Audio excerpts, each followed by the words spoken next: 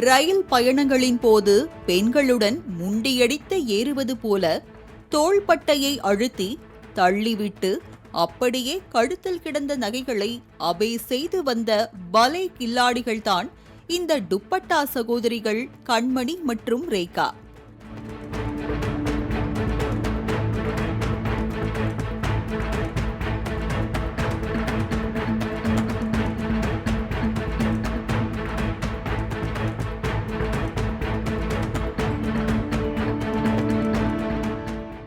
ஜூலை 7ஆம் தேதி கடலூரை சேர்ந்த வாசுகி என்பவர் சென்னை சைதாப்பேட்டையில் இருந்து ரயிலில் ஏறும்போது அவரது தோள்பட்டை மற்றும் கழுத்தை யாரோ அழுத்துவது போல உணர்ந்தார்.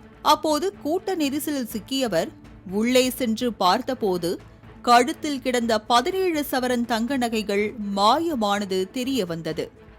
இதுகுறித்து சென்னை மாம்பலம் காவல் நிலையத்தில் புகார் அளித்த நிலையில் காவல்துறையினர் தீவிர விசாரணையில் இறங்கினர்.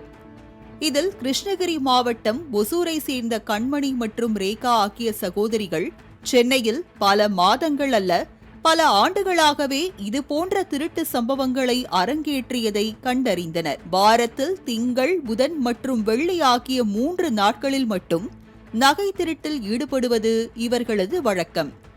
குறிப்பாக காலை மாலை நேரங்களில் வேலைக்கு செல்லும் இளம் பெண்களை பின்தொடர்ந்து செல்வதும், மகளிர் பெட்டியில் கூட்ட நெரிசலின் போது மட்டும் கழுத்தை இறுக்குவதைப் போல நகையை திருடி வந்துள்ளனர்.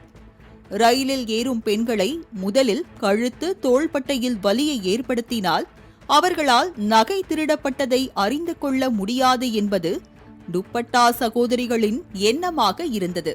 இதனை பின்பற்றிய கண்மணி, ரேகா கடந்த 10 ஆண்டுகளுக்கும் மேலாக நகைகளை அபே செய்யும் வேலையில் ஈடுபட்டனர். இந்த துப்பட்டா சகோதரிகளை கைது செய்த போலீசார் கூட்ட நெரிசலின் போது பெண்கள் கூடுதல் கவனத்துடன் இருக்குமாறு வேண்டுகோள் விடுத்துள்ளனர்.